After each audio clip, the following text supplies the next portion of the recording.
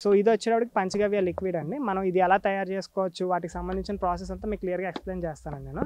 So ఆవు నుంచి వచ్చే 5 తీసుకుంటామండి. మనకి అంటే ఆవు నెయ్యి, ఆవు పేడ, మూత్రం, మజ్జిగ, పాలు ఈ 5 కాకుండా మనకి బూడిద గుమ్మడికాయ, మనకి ఎండు ఖర్జూరం, ఎండు ద్రాక్ష, మనకి వీటితో పాటు ఫర్మెంటేషన్ జరగడానికి మనకి అందులో ఉన్న బ్యాక్టీరియా డెవలప్ అవ్వడం కోసం మనకి తాటి బెల్లం, కల్లు, బూడిద గుమ్మడికాయ ఇవన్నీ కూడా వేస్తామండి. మనకి చెరుకు రసం, కొబ్బరి నీళ్ళు ఇవన్నీ కూడా కలుస్తాయండి. సో వీటి నుంచి తయారు చేసుకున్న పంచగవ్య వాడడం వల్ల మనకి మెయిన్‌గా ఉపయోగపడే ప్రయోజనాలు కూడా చాలా ఉన్నాయండి.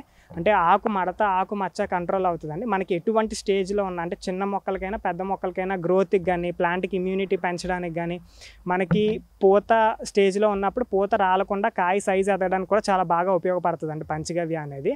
మనకి మెయిన్ ఫ్లవరింగ్ రావడానికి, గ్రీనరీకి ఏదైనా జింక్ డెఫిషియన్సీ ఉన్నా సరే మనకి చాలా ఫాస్ట్‌గా రెక్టిఫై అవుతుందండి. ఇది యూసేజ్ వచ్చేటప్పటికి 1 లీటర్ పంచగవ్య 20 లీటర్స్ వాటర్‌లో డైల్యూట్ చేస్తామండి. అంటే మీరు జనరల్‌గా వరి, ఆకుకూరలు, కాయగూరలు ఇలాంటి వాటికి పల్సెస్ దేనికైనా సరే మీరు ఎకరానికి 10 లీటర్లు వాడుకుంటే చాలా మంచి రిజల్ట్ ఉంటదండి.